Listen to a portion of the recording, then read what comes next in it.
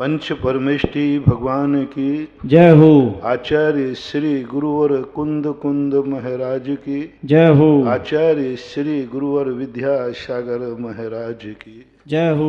परम उपकारी निर्यापक श्रवण मुनि पुंगा श्री सुधासागर जी महाराज की जय।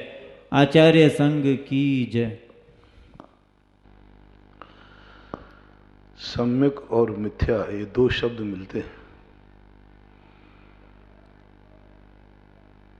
सम्यक ना तो हम किसी चीज को सम्यक बना सकते हैं और ना कोई चीज मिथ्या होती है। मिथ्या दृष्टि होती है, दृष्टि को पकड़ना, सम्यक नहीं करना। दुनिया को हम सम्यक नहीं बना सकते, लेकिन हम अपनी दृष्टि सम्यक बना सकते हैं। दुनिया को हम मिथ्या नहीं बना सकते, लेकिन अपनी दृष्टि मिथ्या बना सकते हैं। दुनिया तो जो है वह रहेगी। रात्रि है तो अंधेरा रहेगा, उस अंधेरे को हम उजेले में परिवर्तित नहीं कर सकते। हम दृष्टि बदल सकते हैं कि अंधेरे का कैसे लाभ लिया जाए। अंधेरे में हम अपना क्या कार्य करें जिससे समय व्यर्थ ना जाए। अंधेरे को उजेले में बदलना बहुत मुश्किल है। एक कमरे का बदल दोगे, एक सड़क का बदल दोगे, पूरी दुनिया का अंधेरा तो नहीं बदल पाओगे ना। मात्र बदलना अंधेरे की दृष्टि बदलना है, और दृष्टि का अर्थ होता है अंधेरे का उपयोग, अंधेरे का उपयोग करना है। अंधेरी रात भी हमारी व्यर्थ ना जाए, उजेला करना नहीं पड़े और अंधेरे में ठोकरें खाना ना पड़े। और अंधेरे से मुझे लाभ मिलना चाहिए, उपलब्धि होना चाहिए। तो ऋषभदेव ने कहा कि एक उपाय है अंधेरे का सबसे बढ़िया लाभ, सो जाओ।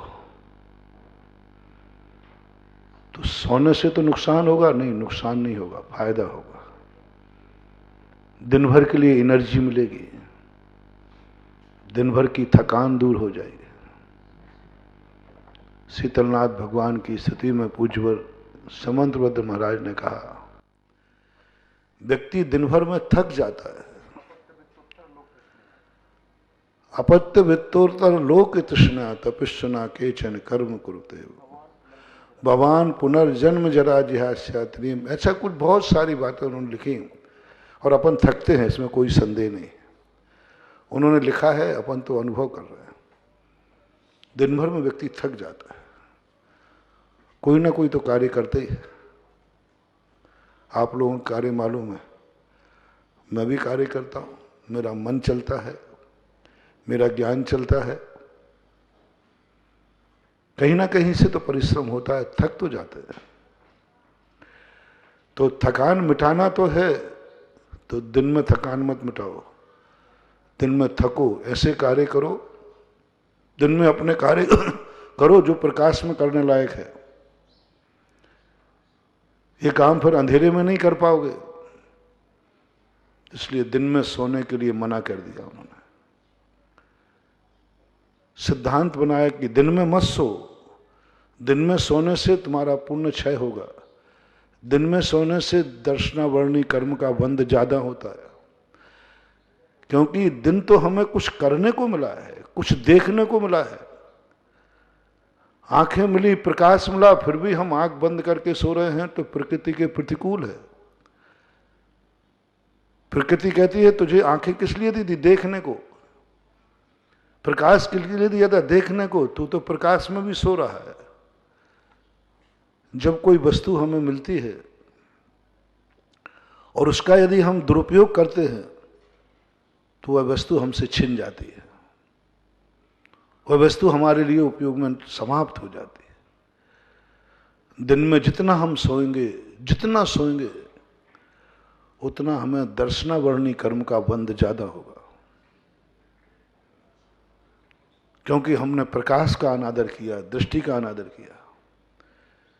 इसलिए सूर्य उदय होने के पहले सूर्य तुम्हारे उठने का इंतजार न करे, तुम उठकर सूर्य का इंतजार करो, तो इससे ज्योति बढ़ती है, दर्शनावर्णी कर्म का क्षेपसम बढ़ता है।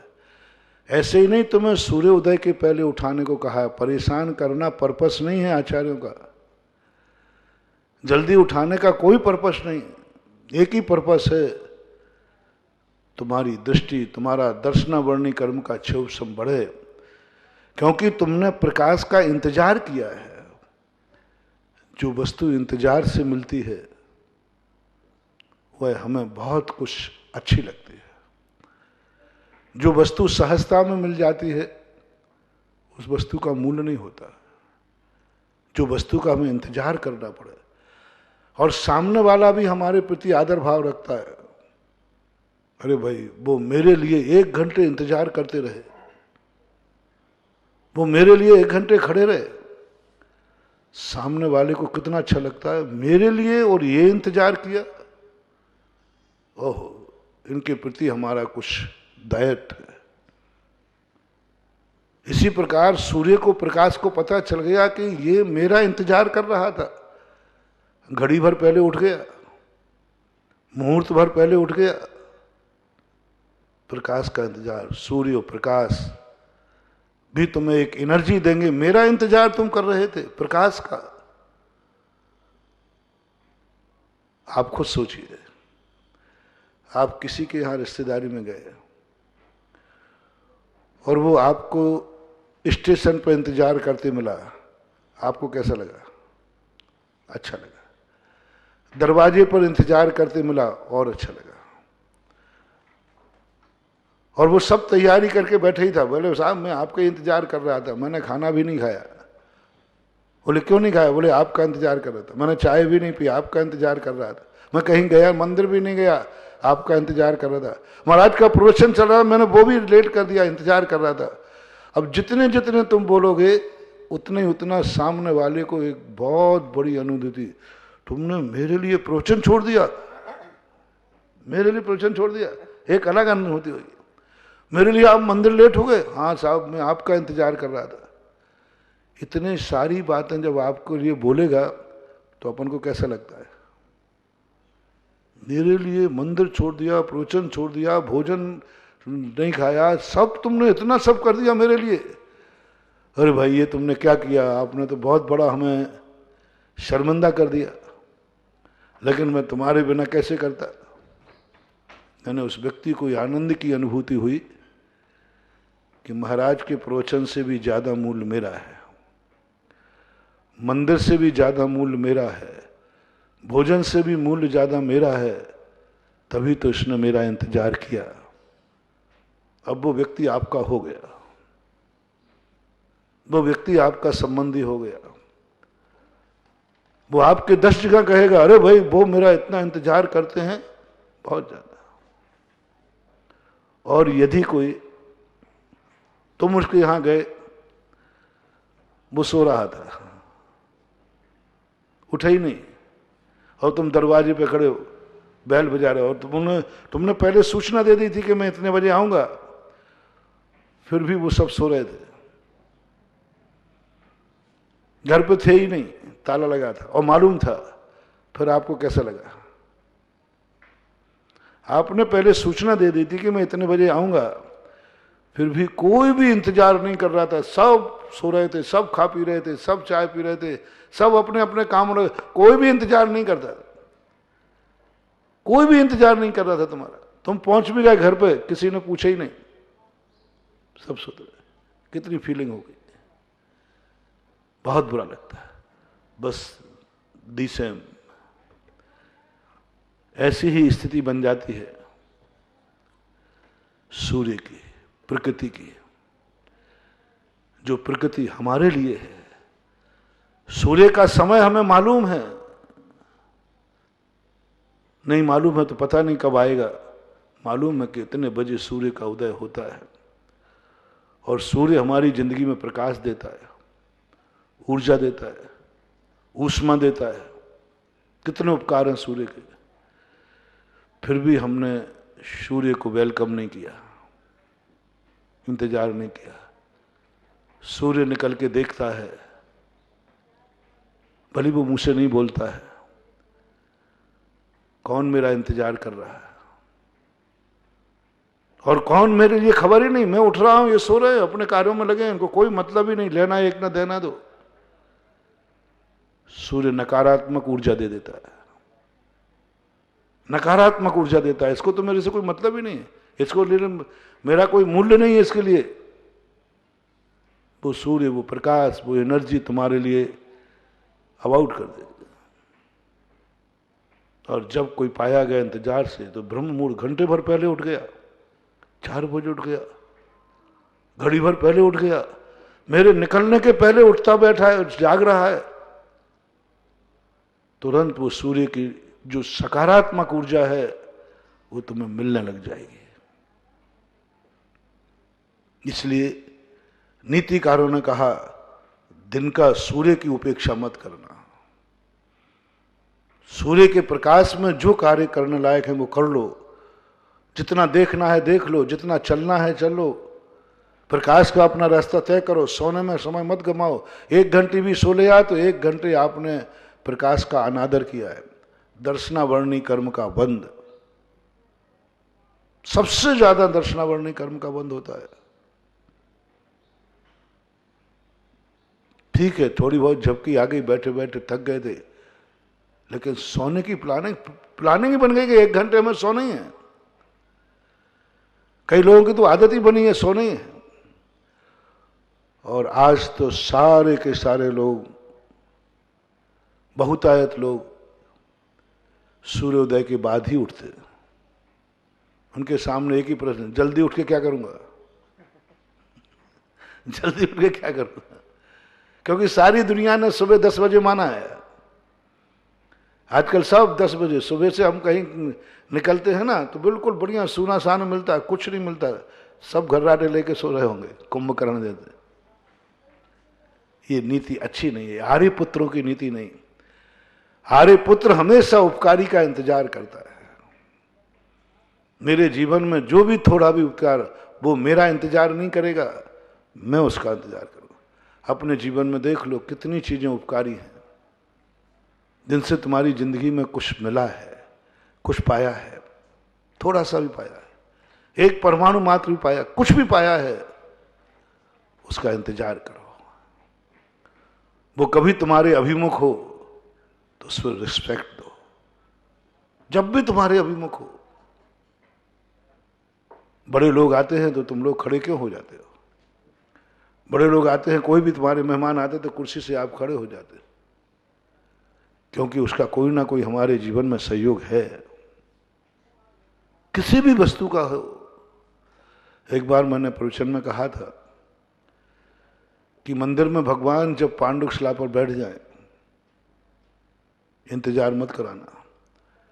बड़े लोग जितना अपना इंतजार करेंगे, अपना पुण्य का क्षय होगा, और बड़े लोगों का जितना अपन इंतजार करेंगे, अपना पुण्य बढ़ेगा।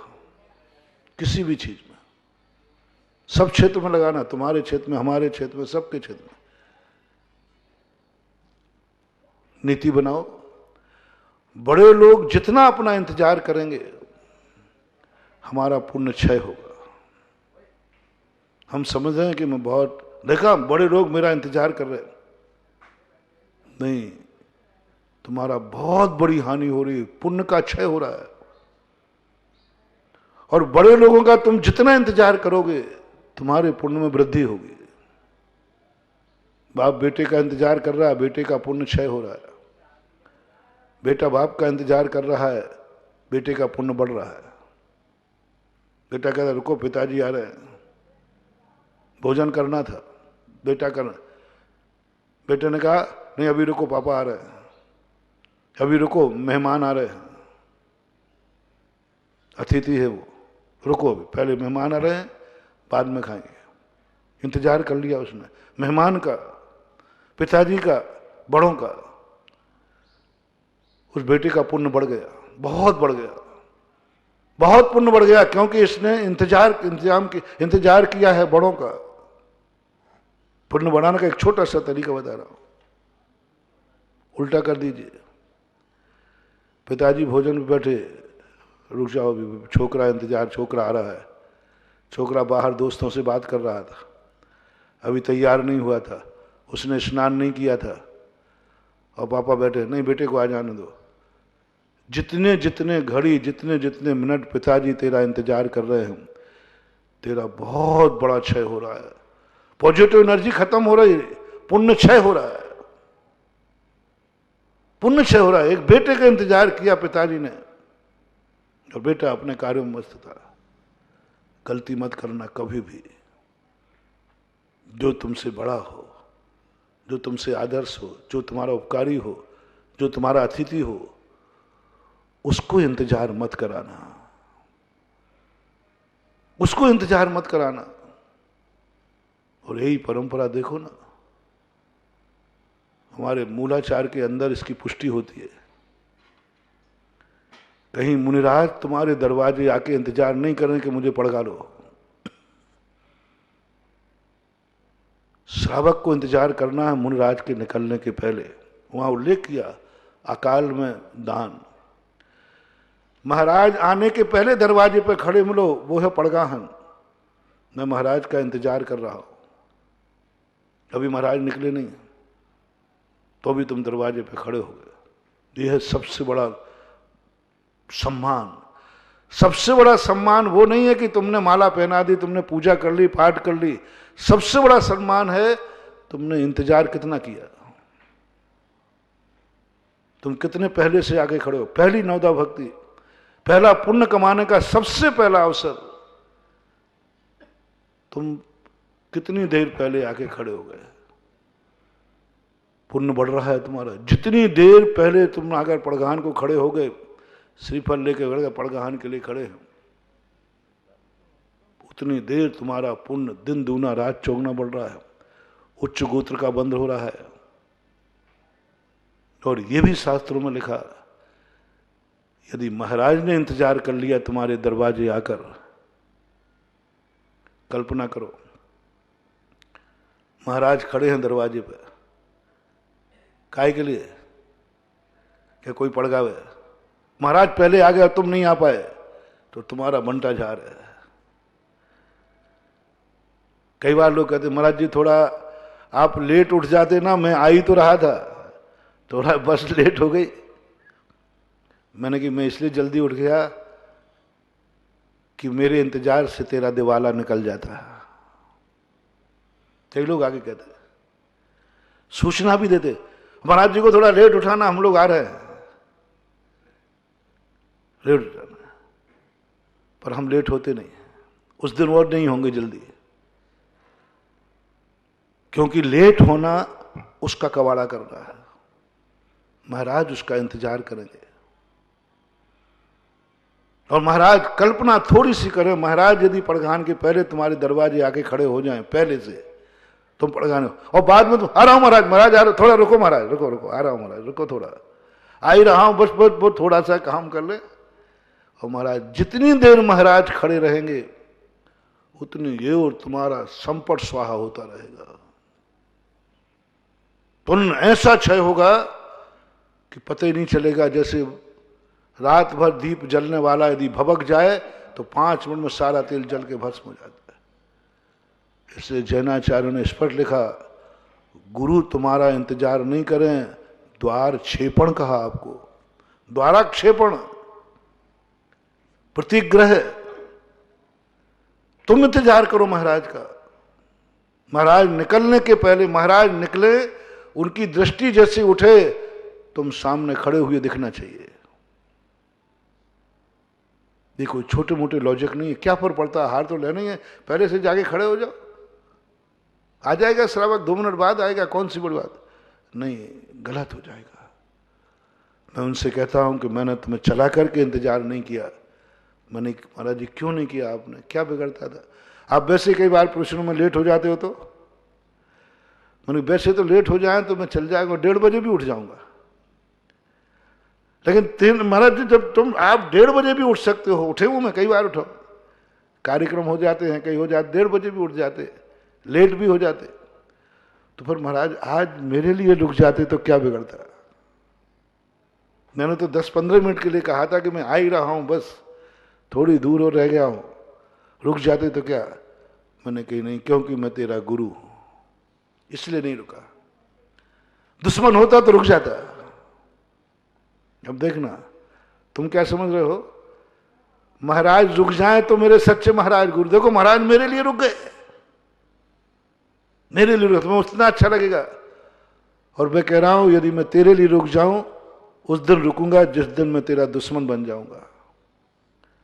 जब तक तेरा गुरु हूं मैं नहीं रुकूंगा, क्योंकि मेरे रुकने से तेरे पुण्य का क्षय होगा। तू पुण्य कमाने आया है, बल्कि जो कमा रहा था वो भी गायब हो जाएगा। तू पुण्य कमाने के लिए हार देने आया है, लेकिन मेरे से इंतजार करा लिया, तेरा पुण्य क्षय हो गया। इसलिए कम से कम तुझे पुण्य का लाभ मिला या नहीं मिला, लेकिन तेरा पूर्व का कमाया हुआ पुण्य क्षय को प्राप्त नहीं हुआ, ये निधि तो आपकी बची। ये डेवलप मैंने मूलाचार की पूज्यवर वसुनंदी महाराज की इन पंक्तियों से कि द्वारा क्षेपण पहले करो, महाराज ना आ पाए उसके पहले खड़े हो। महाराज के निकलने के बाद पड़गाना अकाल में कहा। इसी को आप सब स्थानों पर लगा लेना। मैंने एक सरल उदाहरण दे दिया, घरों में भी यही लगा लेना। किसी चीज के लिए आप अपने आदर्श पूज्य गार्जियन को इंतजार मत कराना। भगवान के लिए मैंने कहा था, उदाहरण दिया, भगवान वेदी पर बैठ जाते, पांडुकशिला पर रखे हैं, सुबह 6 बजे से लेकर 10, 11, 12 बज जाए सेठ जी आएंगे। सब जगह यही परंपरा है। जब मैंने देखा ये तो बहुत बड़ा पाप है। भगवान इंतजार कर रहे हैं भक्त का, भगवान इंतजार कर रहे हैं। बर्बाद हो जाएगा रे, जिंदगी भर लोगों ने पुण्य कमाए, वही मंदिर है भैया। मैंने कुछ नहीं किया मंदिरों में, आज उस मंदिरों में रहमत बरस रही है, आज उन्हीं मंदिरों में अतिशय टपक रहा है, आज वही मंदिरों की जय जयकार बढ़ रही है। मैंने क्या किया? कोई ना तो कोई उनकी प्रतिष्ठा फिर से कर दी, कुछ तो नहीं किया। आज वही मंदिर अतिशयकारी, वही श्रावक उन मंदिरों से लाभ रह रहे हैं, दिन दूने रात चौगने फल रहे हैं। तुम बर्बाद हो रहे थे। और मैं कहता हूं कि मेरी बात को तो प्रैक्टिकल किया करो। जिन जिन मंदिरों में भगवान सुबह 6 बजे से बैठकर 11 बजे तक थालियों में बैठे रहते हैं, जो आया ढालता रहते हैं, जो आया, भगवान पांडुकशिला पे बैठे अभिषेक के लिए इंतजार कर रहे हैं। कहीं तो कोई बार मंदिर में होते ही नहीं है, भगवान तो अभी बैठे, क्योंकि वो 1 घंटे बाद आएगा ना। उन मंदिरों की हालत देख लेना, उस मंदिर की अतिशय खत्म हो जाते हैं। और ऐसे लोगों के जीवन का इतिहास देख लेना, ये कभी सुखी नहीं रह पाते, ये सुखी नहीं रह सकते। मात्र एक कमी है, अनेक कमियों के अंदर बहुत सारी कमी मैंने बताई। एक कमी पहली, उसमें आज की चर्चा के अनुसार बता रहा हूं कि इस मंदिर में भगवान इंतजार करते हैं भक्त का। बस ये पाप, ये दोष, ये नकारात्मक ऊर्जा, 6 बजे से 11 बजे तक भगवान बैठे, कल्पना तो करो, ये जीवित भगवान है। ये तो मैं मनोवैज्ञानिक नकारात्मक सकारात्मक ऊर्जा बता रहा हूं, शारीरिक भौतिक कमी। ये चैतन्य भगवान है।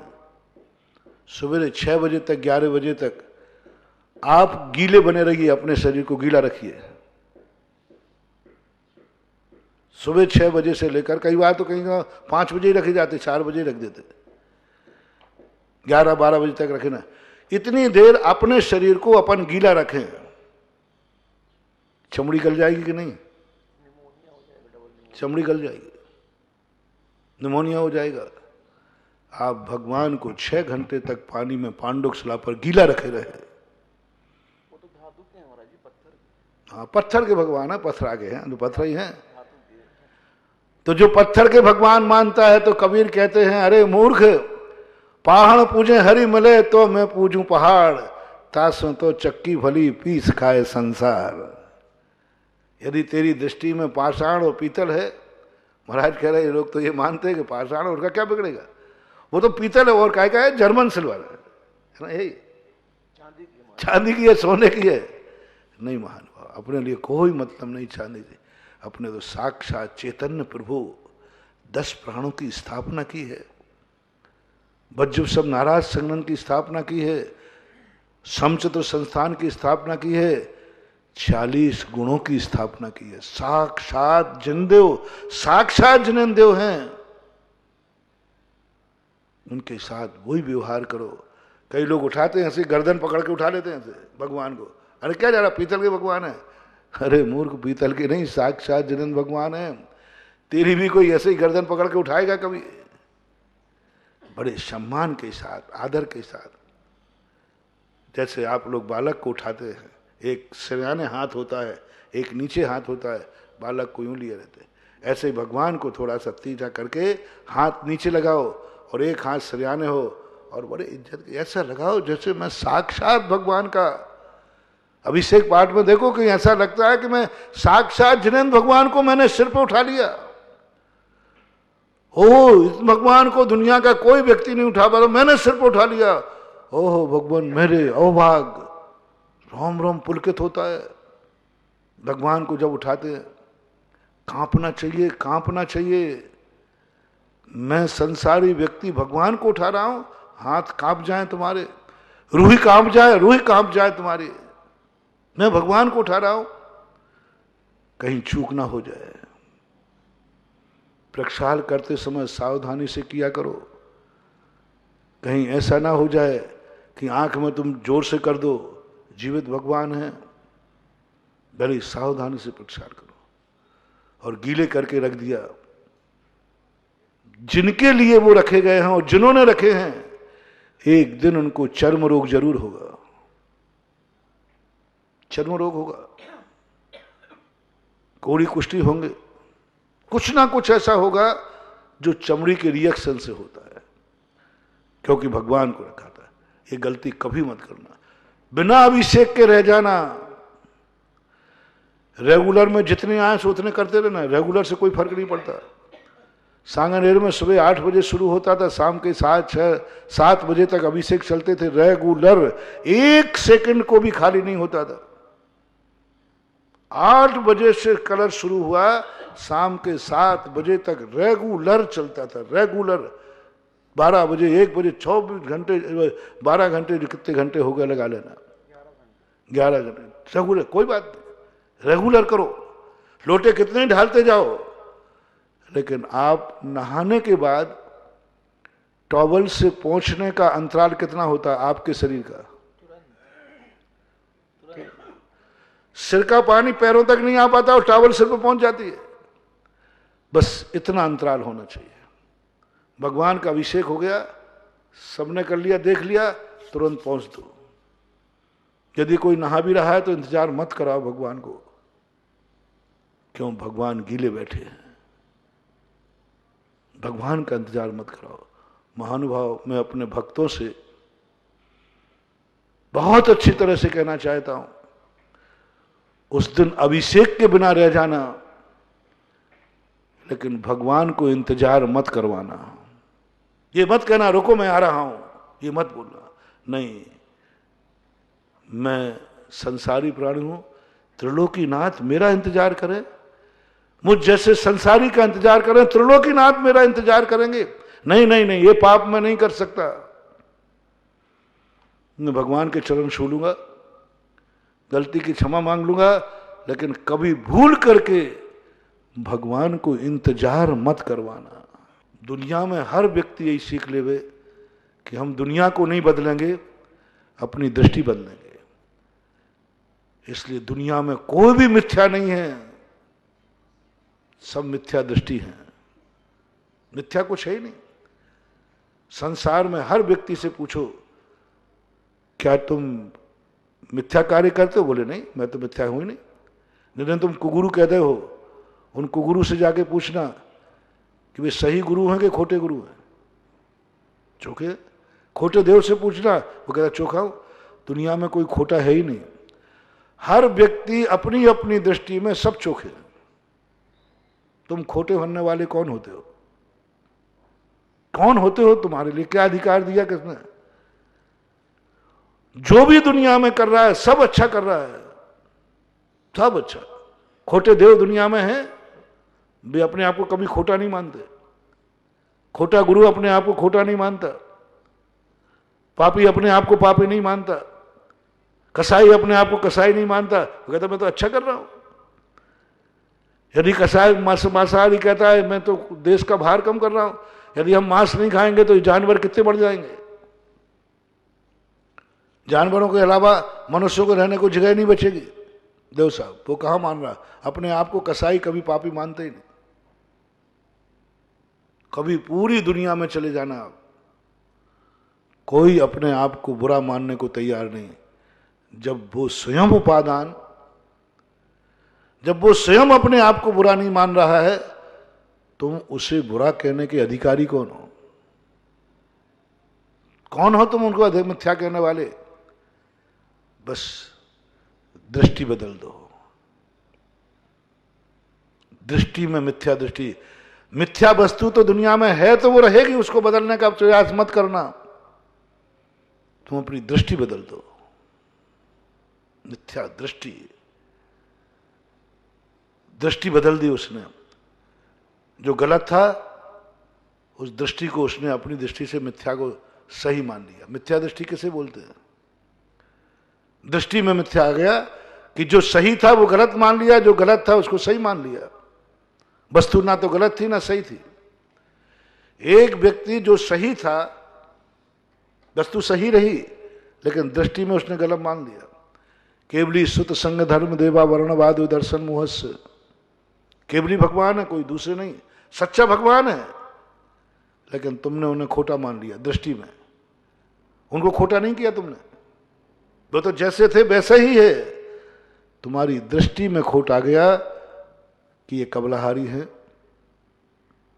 ये ईश्वर कर्तृत्ववादी हैं। जो कुछ भी आया, आपकी दृष्टि में दोष आया है कि भगवान में दोष आया है? भगवान तो वही है, श्रुत जिनवाणी यही है। आपकी दृष्टि में दोष आ गया। जिनवाणी में कोई दोष नहीं आया, गुरु में कोई दोष नहीं आया, संग तो वही है। आपकी दृष्टि में दोष आया, इसलिए वो मिथ्या दृष्टि है। मिथ्या दृष्टि का, क्योंकि तुमने वस्तु को तो खोटा नहीं कर पाए, तुमने दृष्टि को खोटा कर लिया। इसी प्रकार कुगुरु था, उसको आप चोखा बनाने का प्रयास करो। तुम खोटे देव हो, मैं सारी दुनिया में एक भी खोटा देव नहीं रहने दूंगा। तुम तो क्या, तुम्हारे महावीर स्वामी नहीं कर पाए, इतने तीर्थंकर होगा वे ही नहीं कर पाए। नहीं, वो तो खोटा है, खोटा ही रहेगा।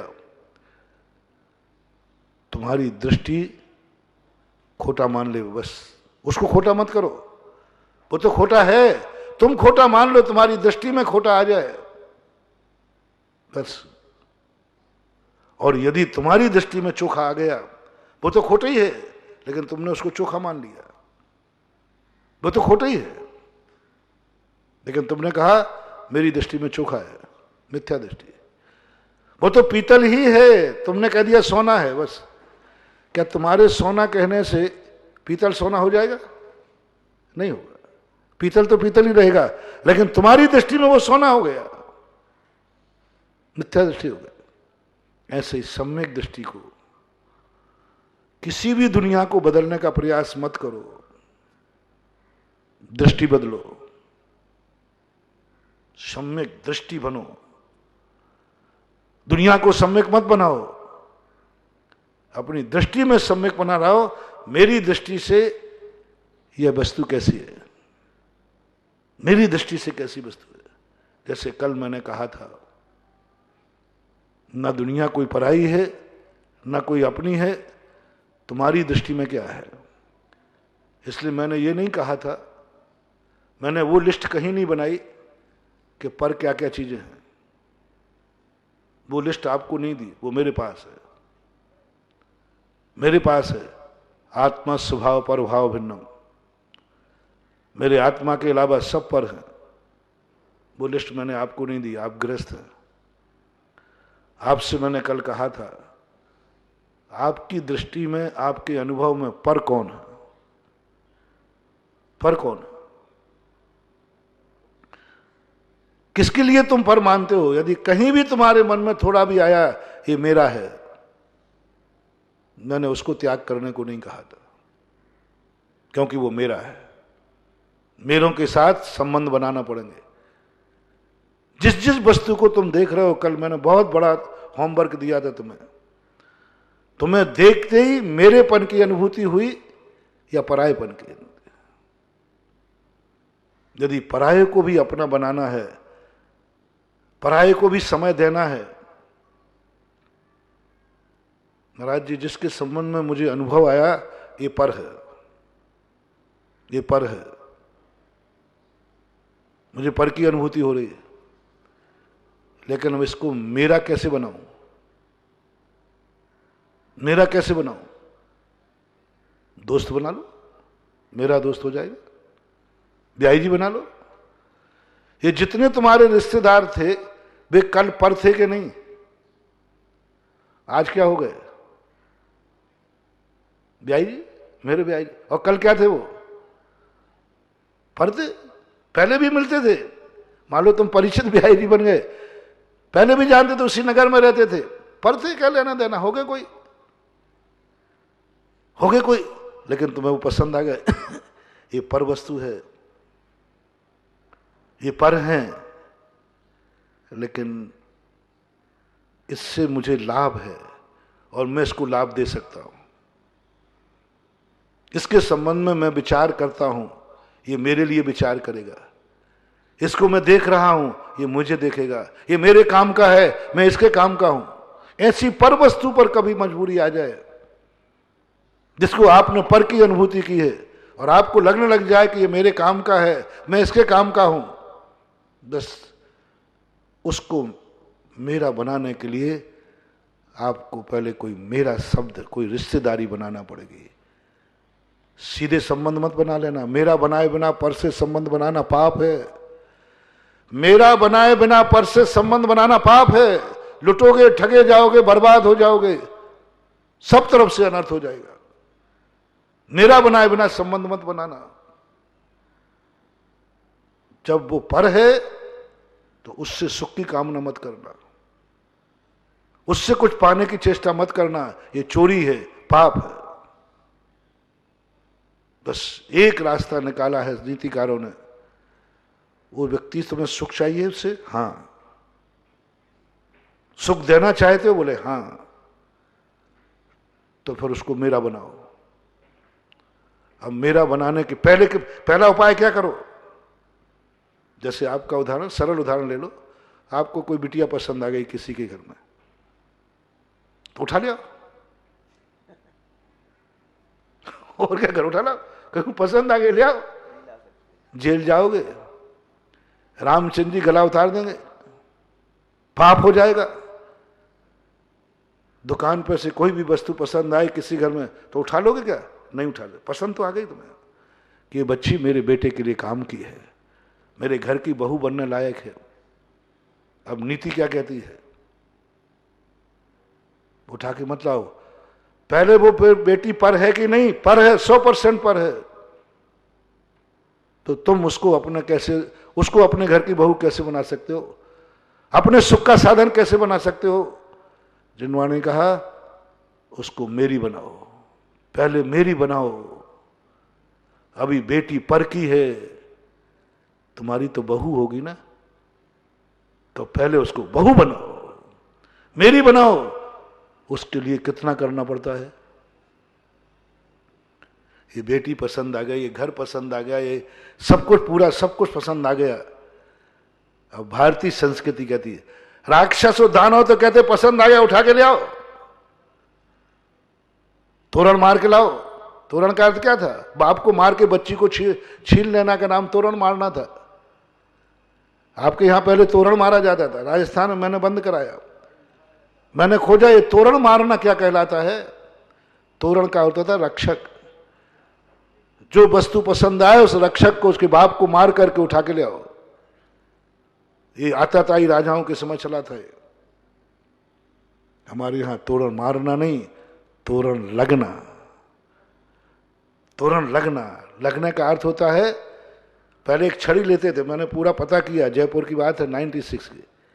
एक छड़ी या कटार रहती थी, वहां कोई पुतली टंगती थी चढ़ैया टाइप की, उसको ऐसा टच करते थे। ये तो संकल्पी हिंसा है, ये तो पत्नी के बाप की हत्या है, ससुर की हत्या है। तो लेकिन होता था ऐसा नहीं, संकल्पी हिंसा का दोष लगता था। मैंने कहा उसका सम्मान करो, तोरण का सम्मान करो। कैसे सम्मान करें? जो तुम्हारा कन्या, जो वस्तु तुम्हें चाहिए है, मार के मत लाओ, सम्मान के लाओ। केसर और पुष्प लेकर के, जैसे दूल्हा बारात पहुंचे, केसर ले लो या पुष्प ले लो, और उस तोरण के ऊपर जहां चिड़िया बंधी है उसके ऊपर फेंक दो। ये उसका सम्मान हो गया। मैं दान मार के नहीं ले जाऊंगा, सम्मान के साथ ले जाऊंगा, इज्जत के साथ ले जाऊंगा। तोरण लगना बोलते हैं, हमने शब्द बदला कि तोरण मारना मत बोलो, तोरण लगना बोलो। तोरण लग रहा है, और तोरण लगने का विधि बताई पूरी। और आज पूरे राजस्थान में प्राय 90% तो लोग अब तोरण मारना बंद कर दिया, सम्मान करना चालू किया। पिताजी का सम्मान करो, उनके रक्षक का सम्मान करो, गार्जियन का सम्मान करो कि धन्य है आपने, जो वस्तु मेरी जिंदगी में काम आना है, इतने वर्षों तक आपने उसकी रक्षा की, सुरक्षा की। जो वस्तु मुझे पसंद आई उसको सुरक्षित आपने 25 साल तक रखा। मैं आपका आभारी हूं, मैं आपका स्वागत करता हूं। तो अब उस परिवार को अपना बनाना है, उस परिवार से लाभ उठाना है। पहले मेरा बनाओ। अब मेरा बनाने के लिए आपको सबको मालूम है क्या क्या करते हो, सगाई करते हो, लेन देन करते हो, ब्याह करते हो, सब चीजें। फिर उसके बाद अब क्या बन गई वो? अब पराई बेटी है कि तुम्हारी बहू है?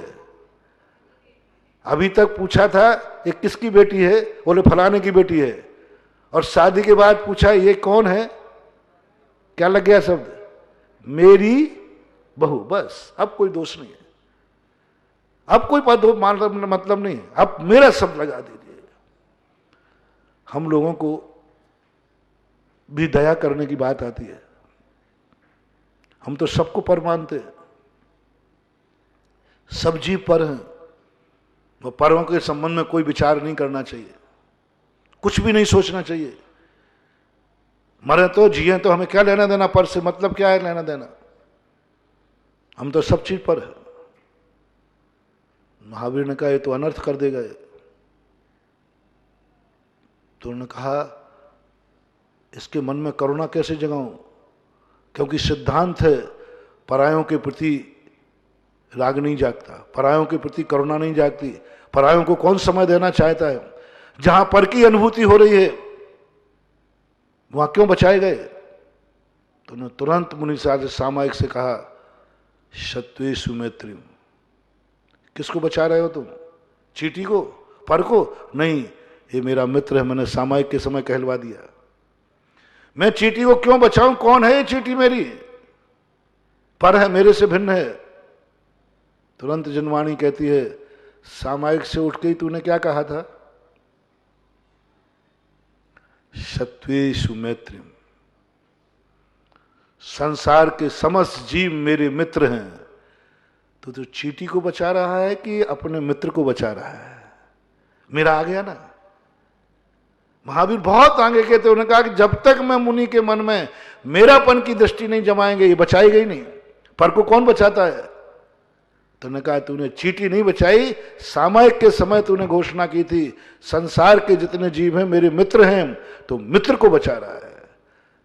अब मित्र पे संकट आए तो समय देना चाहिए या नहीं?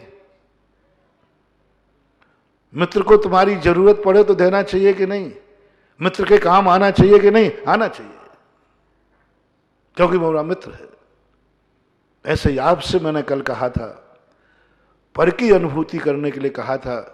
जिसमें पर की अनुभूति हो उसके ना समय देना, ना उसको देखना, ना उसको चाहने का भाव करना, कुछ नहीं करना। हमें नहीं चाहिए पर, इतना पाप तुम्हारा छूट जाए। तुम नरक को त्रियंच गति में नहीं जाओगे। मात्र इतना सा छोड़ना है, जो जो पर की अनुभूति दे रहा है उस वस्तु को मैं कभी ग्रहण नहीं करूंगा।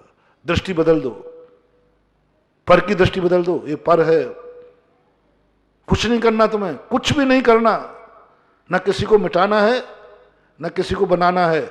अपने दिमाग में ला दो ये पर है, बस ये पराई रोटी है, बस भूखों मर जाओगे तो नहीं खाओगे, स्वाभिमानी हो।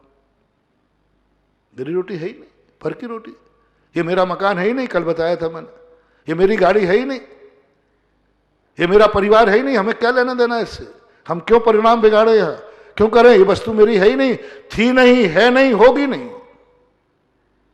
एक बार मैंने इस पर बहुत बड़ा प्रवचन दिया था कहीं पर कि पर वस्तु की, जो जिसको मैं आज की भाषा में दूसरी शब्द ले रहा है, बात वही है। पर की अनुभूति का अर्थ, जो वस्तु मेरी थी नहीं, है नहीं, होगी नहीं, उस वस्तु को मैं कभी चाहूंगा नहीं। वो वस्तु मेरी जिंदगी में कभी आएगी नहीं। उस वस्तु पर मैं अपनी नीयत खराब करूंगा नहीं। उस वस्तु पर कभी मन में विचार लाऊंगा नहीं। उस वस्तु को कभी मैं आंख उठा के देखूंगा नहीं। इतना सा नियम लेना है बस। गृहस्थ को और कोई ज्यादा कार्य करना नहीं, ज्यादा मेहनत करना नहीं। क्या नियम बनाए? जो वस्तु मेरी थी नहीं, है नहीं और होगी नहीं, उस वस्तु के संबंध में पर की अनुभूति करो। दृष्टि बदल दो, उसको मत बदलना, दृष्टि बदल दो। सबसे ज्यादा व्यक्ति पर से पाप करता है, मैं और मेरे से नहीं। सबसे ज्यादा व्यक्ति राग पर से करता है, मैं और मेरों से नहीं। सबसे ज्यादा आप सोचना, विचार करना, आपको अपनों और अपनों के प्रति ज्यादा सोचते हो या पर और परायों के प्रति सोचते हो? दिन भर में तुम्हारा मन अपनों पे ज्यादा जाता है कि पर पे? तुम्हारी आंखें अपने को ज्यादा, अपनों को ज्यादा देखती हैं कि पर को? अपने को और अपनों को कितना देखते हैं तुम, पर को कितना देखते हो? बस ये पाप है। 75% आप पापों से बच सकते हैं। व्यर्थ का पाप, कोई लेना एक ना देना तो कोई मतलब नहीं है। यूं चलते फिरते पाप कर लेते हो। क्या लेना देना है तुम्हें इससे? बताओ, कौन है तुम्हारा? था भी नहीं, है भी नहीं, होगा भी नहीं, और परिणाम बिगाड़ लिया, लो पाप और लग गया। बैठे ठाले मन में कितने विचार आते हैं, आप काउंटिंग करें। जैन आचार्य ने अपने सम्यक दृष्टि से कहा, जो 3-4 दिन पहले कहा था, मैं तेरा कोई पाप नहीं छुड़ा रहा हूं, तू जो करना है सो कर, बस पर का तो छोड़ दे। जो कर ही नहीं पाएगा वो तो न कर, जो कर ही नहीं पाएगा वो तो मत कर, जो पा ही नहीं पाएगा उसको तो मत पाने का भाव कर। तंदुल मत्स्य मत बनो। तंदुल मत्स्य कैसा है? सब देखना, अपने अपने मन को टटोलना, जिंदगी को टटोलना, 24 घंटे टटोलना। हर व्यक्ति के अंदर मन में तंदुल मत्स्य बैठा है। तंदुल मत्स्य क्या है? एक मछली भी नहीं खाता, आंख की कीट खाता है। आंख की कीट, आंख की कीट खाता, कुछ भी एक मछली जिंदगी भर में नहीं खाता। बात मछलियों को देखकर भाव बिगाड़ता है। यदि मेरे पास मुंह होता तो, बड़ा मत्स्य होता है ना, तो उसके मुंह में से मछलियां आती हैं, ये मूर्ख सो रहा है। मैं होता तो एक मछली नहीं छोड़ता। मेरे पास मुंह होता तो मैं सारी समुद्र की मछलियां खा जाता, और खा एक भी नहीं पाना, खा एक भी नहीं पाना, एक भी मछली का प्राण नहीं ले पाएगा। लेकिन साथ में नरक की आयु का बंद कर लेता है, साथ में नरक चला जाता है, मात्र इतने मात्र से। अब सभी लोगों से मेरा कहना है, अपने मन को इस तंदुल मत्स्य का उदाहरण बैठा लो। जब भी तुम्हारा मन ऐसी वस्तुओं पर जावे, तब तुरंत सोचना है, क्यों? न मेरी था, न मेरा है, और न मेरा रहेगा। फिर क्यों परिणाम बिगाड़ूं? क्यों मन उधर ले जाऊं?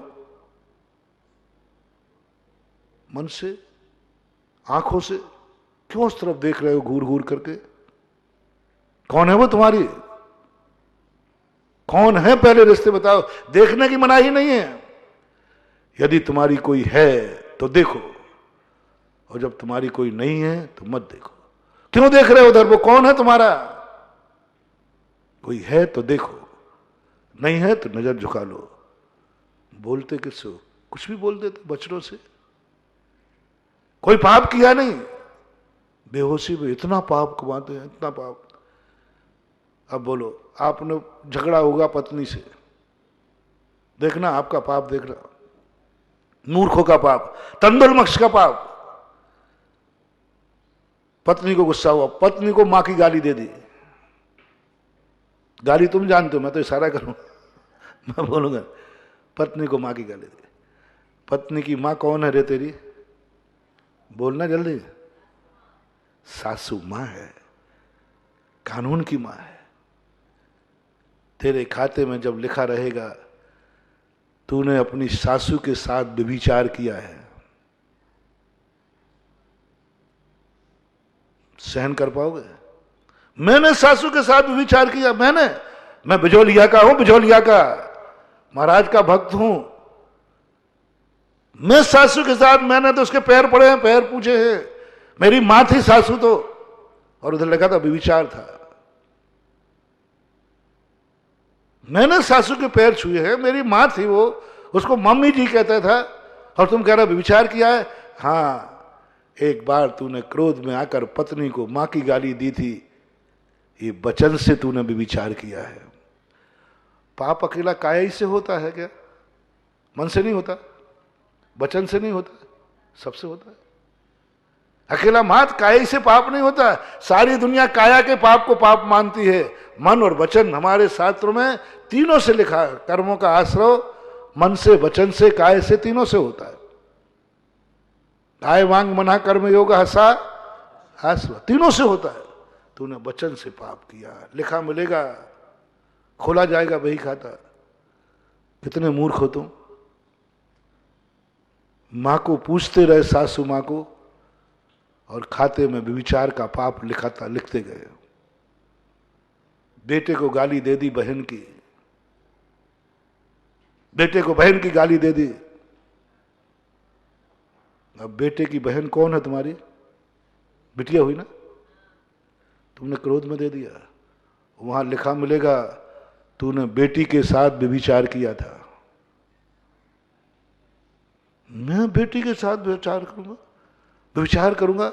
हाँ, एक बार तूने बेटे को बहन की गाली दी थी।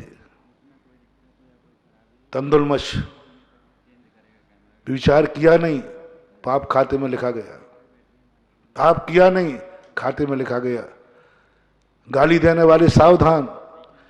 जितने मुंह से गंदी गाली देने वाले हैं, मैं नहीं कह रहा हूं कि ये विचार करते हैं, मैं नहीं कह रहा हूं तुमने सासू से विचार किया, मैं नहीं कह रहा हूं कि बेटी से किया, बहन से किया, नहीं, मैं नहीं मानूंगा।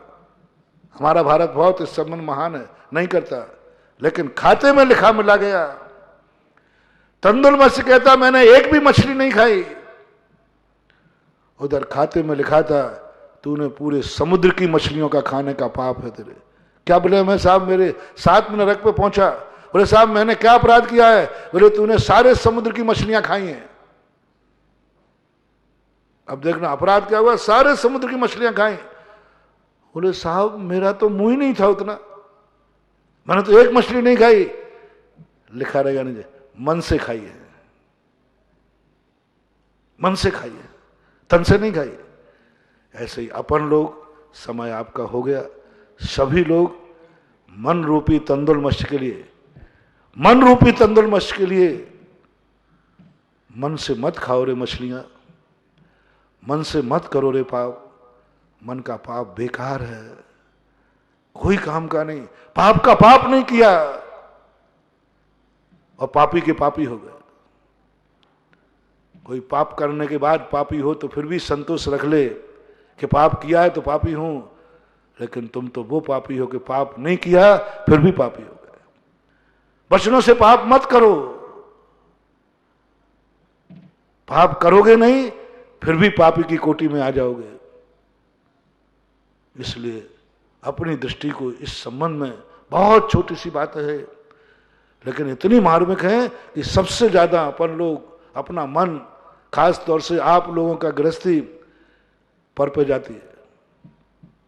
सब कुछ पर के लिए कर रहे हो, तुम्हारा सोच पर के लिए, तुम्हारी दृष्टि पर के लिए, तुम्हारा सब कुछ रहन सहन खान पान सब पर के लिए, अपने और अपने लिए तो कुछ है ही नहीं।